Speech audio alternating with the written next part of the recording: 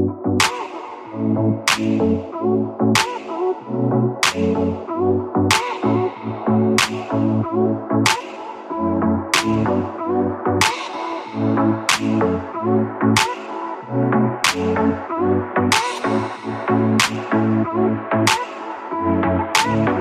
up here, give them a hand as they make their way up here.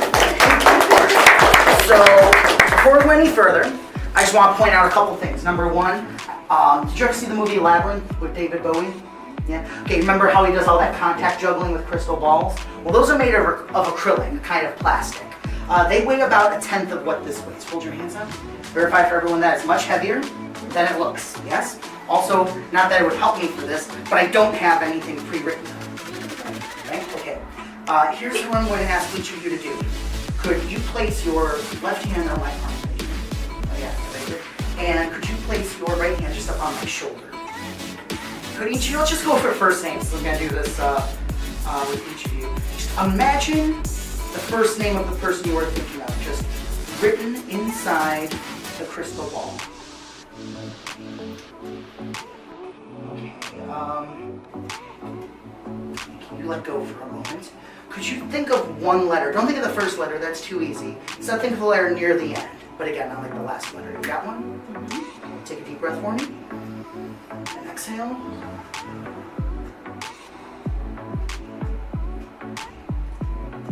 Okay, keep thinking of that letter, let go for a moment. Could you imagine this person's name in there? Let's do yours a little differently. Mix up the letters, and then just choose a letter out of the middle. Again, don't say it. Got one? Okay, put your hand right here. Again, take a deep breath. And exhale. Once more. Oh, M? It is. Is yours T? But there was a T, yes? Interesting. Put your hand back up once more. Another deep breath. Exhale.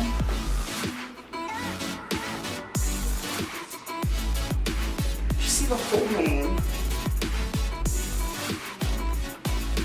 I'm gonna go for it. If I'm wrong, I'm wrong. I'm seeing Eden. Is that anything close? Mm-hmm. It is? What was it? Mm-hmm. Oh, okay, so there was a T in it. Okay, alright. Yeah, I'm sorry. That's okay, no, that's okay, that's okay. Just see the name. Is yours Cameron? Yes. Cameron who? I have no idea who that is, but I'll take your word for it. Since I got both of those, I'm going to quit while I'm ahead. Thank you so much. I appreciate both of you taking that journey with me. Give them a hand for doing such a great job. Now, Sharon, would you like to stay there? Would you like to keep going? Or would you like to start over? Keep going. Keep going. Yeah. That's like 3 or 4 cards left. Or past it. Do you want to stay there, keep going, or start over? All right, go over. Keep going. You want? Wait. Keep going. Keep going. Okay. All right. Stop. Stay there, keep going, or start Stay over. there. Stay there. Okay. Now I want you to see it. She had said stop earlier, which she did, but she decided not to keep going. Would have ended up with a different card. We decided to keep going to right here. Take the card. Do not look at it. You just slide it under your leg. Again, do not look at it. We'll come back to it in a moment. Part 2 of the story was 2015, the very first time I visited Thurston's hometown, Columbus, Ohio. It's also where he's buried. I visited it. It was buried at Green Abbey Cemetery. It's a beautiful, gigantic mausoleum. And I went to a bookstore, the Book Loft, where I got this book, The Handbook of Paranormal Powers. And I was hungry, so I went to a Skyline Chili, of all places. I sat down and reading the book after dinner, minding my own business. And a woman comes over and says, "Oh, paranormal, are you into the paranormal?" Now, I don't want to get into what I do for a living. You know, I'm on vacation. I don't want to tell her I do a mind reading show in a big spooky mansion near Chicago. So I said, yeah, a little bit. She said, "Oh, okay, you know, my great uncle was a very well-known mystic." And I said, "What was his name?" She said, "Oh, you have never heard of him." I said, "Try me." She said, "Howard Thurston." Of all the places I could have gone in Columbus to eat, I I went there. I immediately nerded out. I took a deck of cards out of my pocket and boomeranged a card right there in the restaurant. I almost missed it and ended up in the spaghetti, but I caught it right at the last second. And she was so thrilled that someone had remembered her great uncle. She said, are you going to be around for a while? I said, yeah, I'll keep reading. She says, great. I live about 15 minutes away. So she drove there and back, and around 33 minutes later, she came back with this. Once Thurston reached a certain level of notoriety, instead of throwing playing cards, he had thousands of bees made up. This is a genuine Howard Thurston good luck card with Thurston's portrait on the front and his adopted daughter, Jane, on the back. You can actually handle it and pass it around. I want you to notice a couple things when you handle it. You'll notice it's a bit bigger and a bit thicker than a standard playing card. You can keep passing it around. He threw these so hard that even towards the end of his career, when he was in his mid to late 60s, he ended up paying a $500 lawsuit to someone who claimed they were cut by one of these cards at his show. He also claimed in an early interview to give his hands the right amount of tackiness to manipulate the cards. He would actually soak his hands in urine. I don't think he ever handled that card. He said this was one of the cards that was in the batch when he died while on tour. So it's and this was in the batch that didn't. Huzzah! The ghosts are going all over the place here. We'll just pop that over right here so it doesn't escape. Oh, one other thing. If anyone has read the book How to Learn Friends and Influence People by Dale Carnegie, he's the one who said before his shows he would jump up and down and say, I love my audience, I love my audience, I love my audience. So I have a couple things in the way of recreating his skill. First of all, we established how difficult it is throwing a card even in this small environment, but it's still not taking it further than what he did. Which is why in a moment I'm going to do a couple things. First of all, I'm going to boomerang this card, which was not designed to do. It was designed to go a great distance and land in someone's lap, not to make the journey back to the hand. The lighter the card is, the better for that, believe it or not. Another thing that's going to be different is I'm going to be aiming for an unknown target. Let me explain. You started this whole evening off shuffling this deck. You changed your mind before you settled on that card that you're sitting on. Every card in the deck has a mate. Like the Six of Hearts has the Six of Diamonds. The Queen of Clubs has the Queen of Spades. The card you're sitting on has a mate somewhere in this deck. So in a moment, when I boomerang that card, I'm going to try and catch it in the deck next to the mate of the card you are sitting on. Which should be especially hard because you don't even know what card you're sitting on right now. So there's two ways I could do this. The first way would be to get a psychic sense of what card you're sitting on. Then get a psychic sense of where its mate is in the deck. Then, while this card is mid-boomerang, cut at that exact spot and catch the card in that exact spot. That sounds like a lot of work. So I'm going to do what Howard Thurston did. In another interview, he claimed to never practice. He claimed he didn't have to. He claimed it wasn't the skill of his hand, but the luck of the card that always led him to his targets. I'll try it that way. I'm going to do a couple practice throws before doing this for real. It's much easier to do at home when no one's watching. A couple practice throws.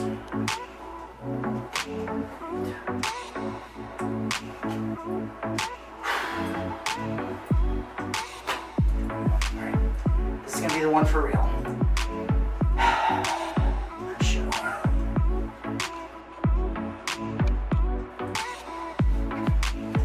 In the deck, take your card out. Everyone come around the table. You can sit back down in a moment. Everyone come around the table. Put your card here face up. It's okay if we see it. Yeah, okay if we see it. Face up. The Jack of Hearts. The mate to the Jack of Hearts is the Jack of Diamonds. So if I've done this correctly, the Jack of Diamonds will be directly above or beneath that Thurston card.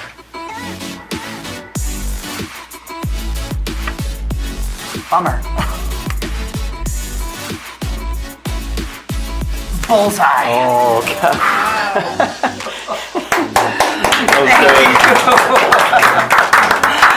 Thank you.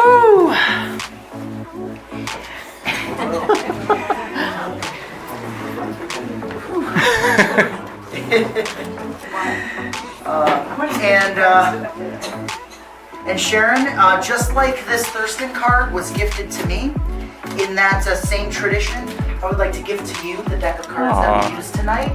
Put them in good health. Give her one more round of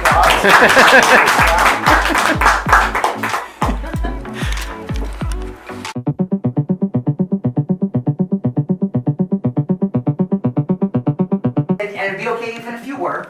I just want you to know, I would never do anything to put you in any physical or metaphysical danger. Okay?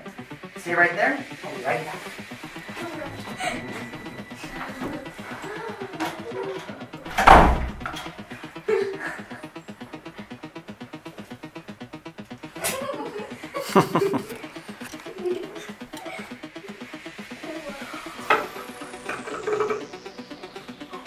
Don't make that face. Katie, Yes. you do not have to touch this board. Okay. Okay? I'm not even going to use it to communicate with a spirit. Okay. Instead, I'm going to use it to better communicate with you. Okay. In a moment, I'm going to sit down here, place your hands on my shoulder, and I'm going to ask you questions about this person. And you're going to answer honestly. But here's the thing, you're not going to answer out loud. You're only going to answer in your head. Okay. Still answer, and Okay. answer honestly. Okay. But say nothing out loud, answer only in your mind. Do you understand the rules of the game? Yes. No, you don't. That was a test. Don't say anything out loud. Say it only in your mind. Sure. Okay, that's okay. That's why I do the test now before we get started officially. Do you understand the rules of the game? Better. Place your hands on my shoulders. In fact, everyone stand up and join us around the table so everyone gets a nice clear shot of the board. Some of you may have to shift around so that smaller people aren't in the back. Can everyone see the board clearly? Mm-hmm. Yes? Okay. All right. Katie, just think of this person. We'll just start by asking a simple yes or no. Is the person you chose from all throughout human history, is the person you've been thinking of this entire show, is that person female? Do they identify as a woman? Don't say this out loud, say it only in your mind.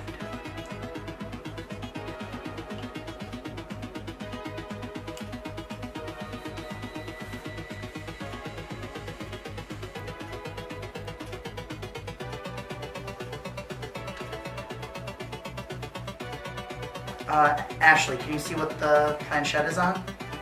Yes. What does it say? No. Was this person an actor?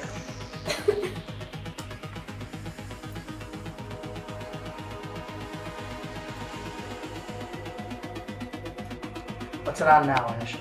No.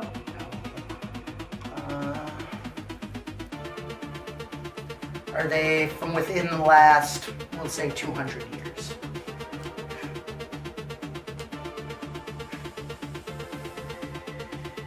How about now? Yes. Yes, okay. Katie, could you think of how many letters are in their first name? Don't say it out loud, just think of how many letters are in their first name.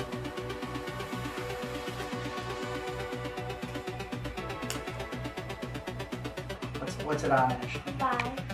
Is it directly on 5? No. It's in between 5 and 6. Ah, it's in between, But mostly okay. 5. But mostly 5, okay. If it's right, I'll take it. If it's wrong, I'll still take it. Tell you what, just think of their first name, keep concentrating on it.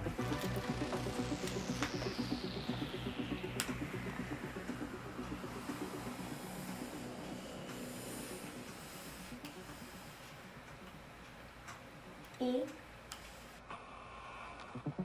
O. D. O. G. A. R. A. L. L. B. E. N. P. O. E.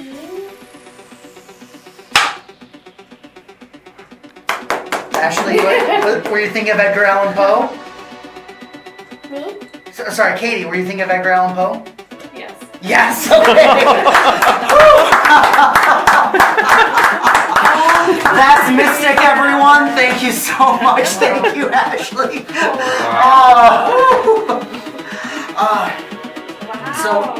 So Edgar's 5. So it was 5 letters. Okay. All right. Whew. You were thinking 5.